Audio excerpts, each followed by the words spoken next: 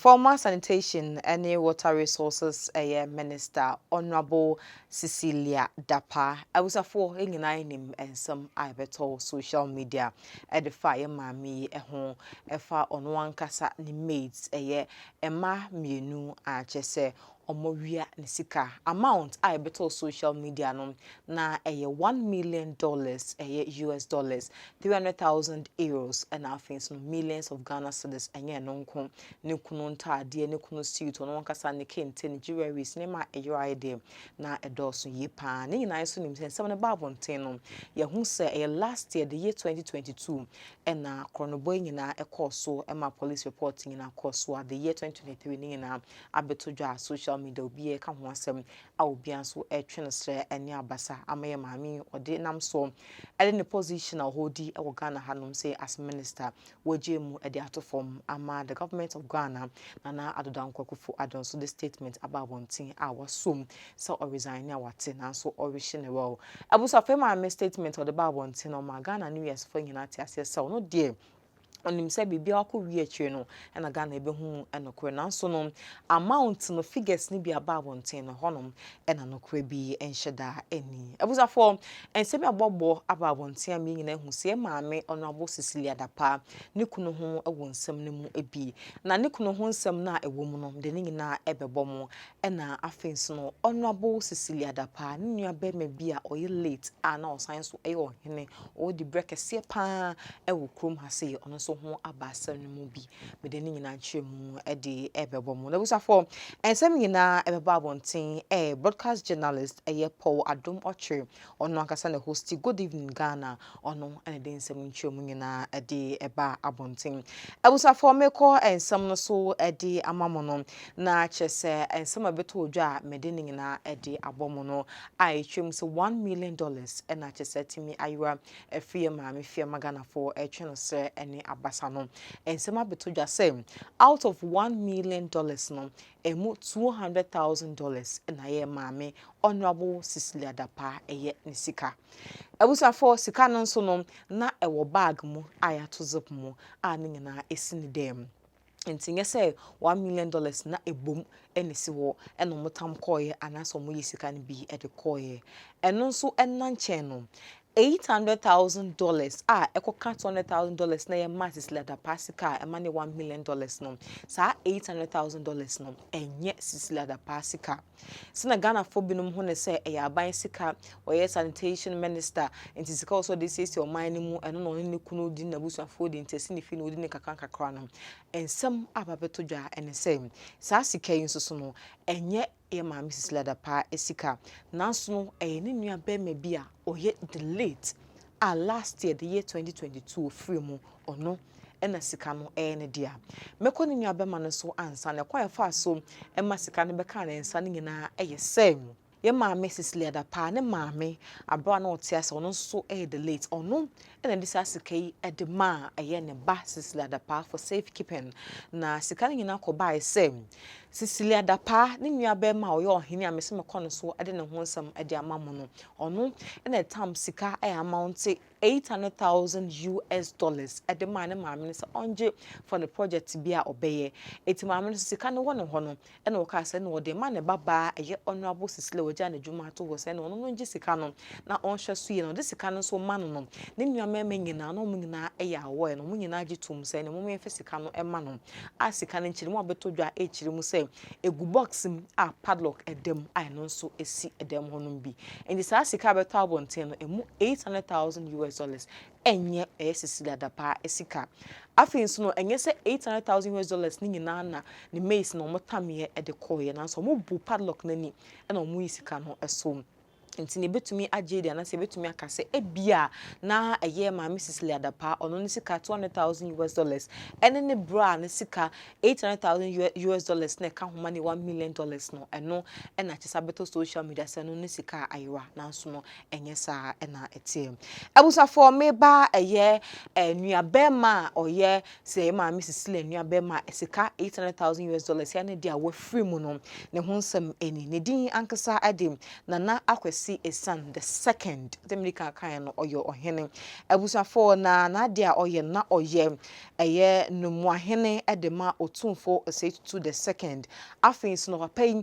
na oye farmer na oye contractor na oye manufacturer edema anasa o manufacture security boots and no supply so edema Ghana and West African countries be to sell Cote d'Ivoire any other countries na keka ho nti dwumedi we say na papa ne dintia na e man menya such amount of money edija ne maame ansa no wo free mu e ma akire se ne maame so de man ne baba se onfa to ho abusafo nyina eye awe abusafo o hwe square ye mechanical screen so the sign eda so from eye papa ya wo free me honorable Cecilia Dapaah ne nua bema no obituary ni post no and that screen so no so bezumi ahweni yakọ eye brothers and sisters na de edi adanse ya mo hu say no kresem honorable Cecilia Dapaah eye ohene awafiri mu eye nua bema no me pachoko eye brothers and sisters na be hu say honorable Cecilia Dapaah eye minister of sanitation and water resources ne din e wo honom a eke enuafo no eho na chese eno so eno no abusafo meto aso na mede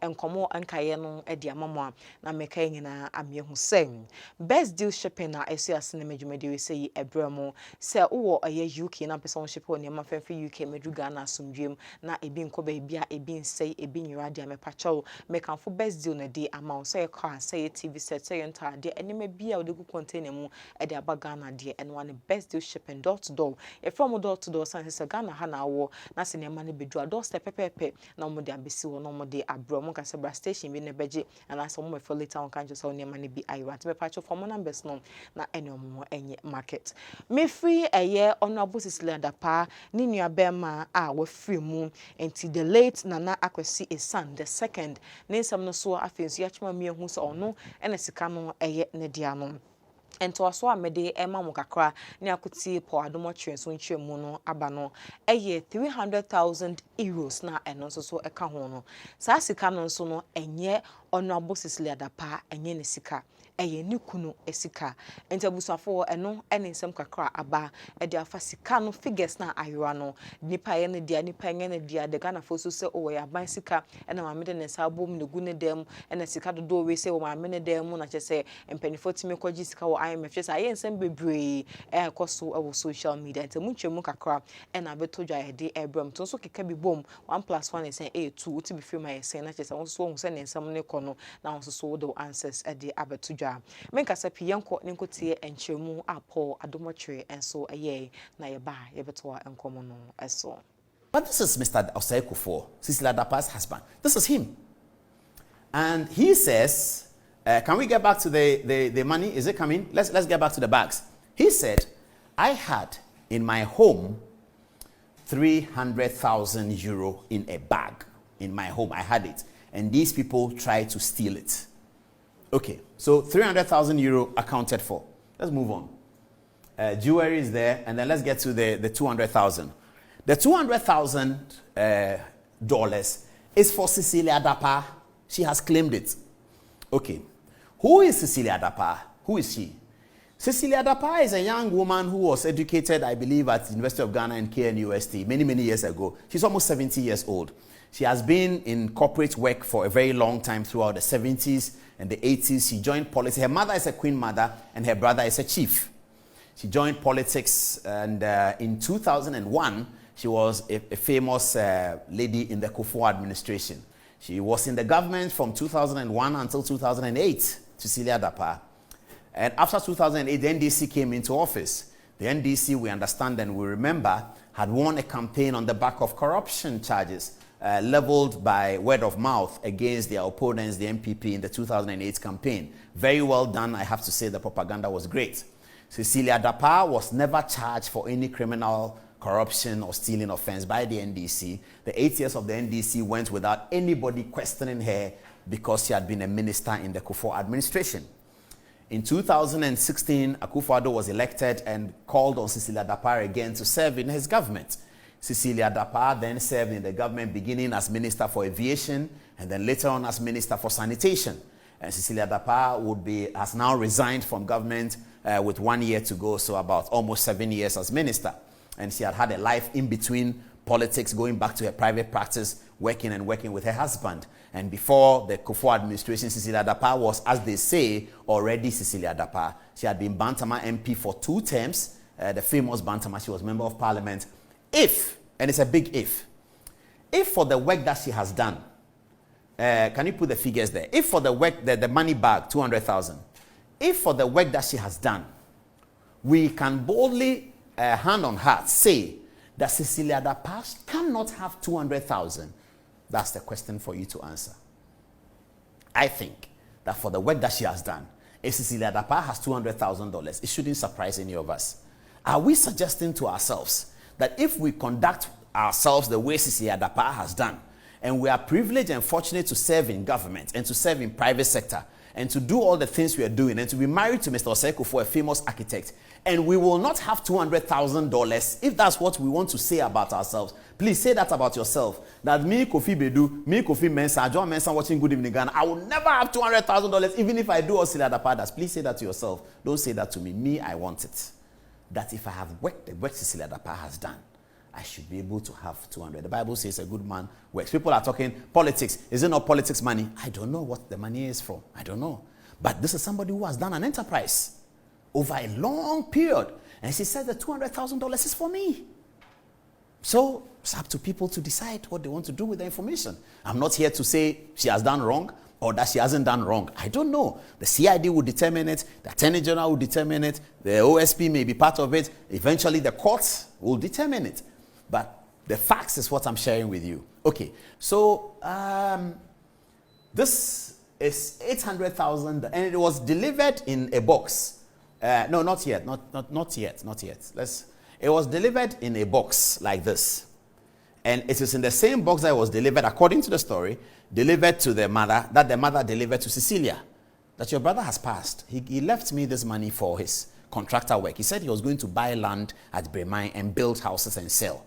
That's what he told me. And that's what this money is for. So can you please take the money and call the other family people and said, I'm giving it to Cecilia to keep. And I understand that one of them remarked that, as it's on minister, on no police ni, into Pescanamano. So the money was given to Auntie Sisi.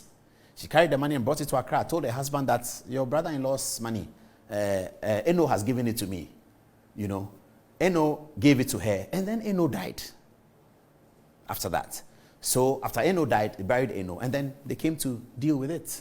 So those brothers have also written to the police, confirming the source of this money. So now the matter is in the hands of the police. They will deal with it. But when I come to the OSP, shall discuss this Yachino or Yakronfor and all of that. I'm not saying somebody is Kronfor or somebody is not. But these are the facts. These are the real facts. So 300,000, 200,000, and 800,000. So when Auntie Sisi said in her statement that there are discrepancies, the police had added the 800,000 to the 200,000 to be 1 million without giving the particulars. So if you read the statement, you see the particulars. But in the general statement, because the police are investigating and they are prosecuting. So they are prosecuting you for stealing 1 million. They don't give the particulars of 800 was for this person, 900 was for this person, 200 was for this person.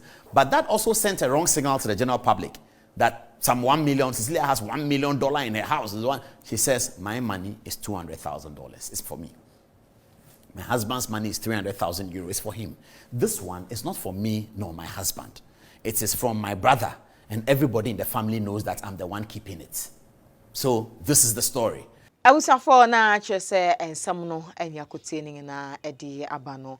Jumedie sa na chese eye papa ya na so hini a wafiri mo ye ma Mrs. Cecilia ne nua be me sika no ona na jumadia no wodi no ana masa such amount of money na ene die ntia according to Paul Adomochre no enam so my ma Mrs. Cecilia ko report ma police because say nua fo ni na ebe hu se sika na yera ene ba ne sense kara because e fia no kunu no ba na timu die why ne fa sika no so wetimi the issues abaye pa won abusuam enti abusafo we ene nsem kakra ayefa ye ma Cecilia Dapaah amount of money ayura amwa resigned in the post at all amagana for a bonnet to come on one kasna no nsem chirim say asam ne wie ni na aka ene be hu no kwa mama aye president of Ghana so etai na chia Ghana for binom complaining ade no eno ho nsem ne bi ene de abesomo no monko so no ho GhPage TV na ho GhPage TV ansem se ya ene de kaka ho ne de dawson ene de beba abesomo pacho me sorry so kra na me kenyi na me hu se Anas Boy Enterprise na SUS na medjumedi we say ebramo so person for POP fiber ene POP cement ene POP cylinder F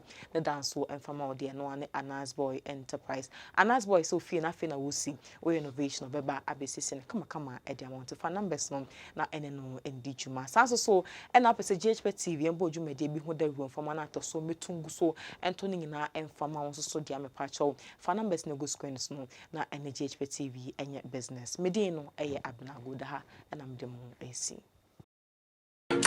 yeah.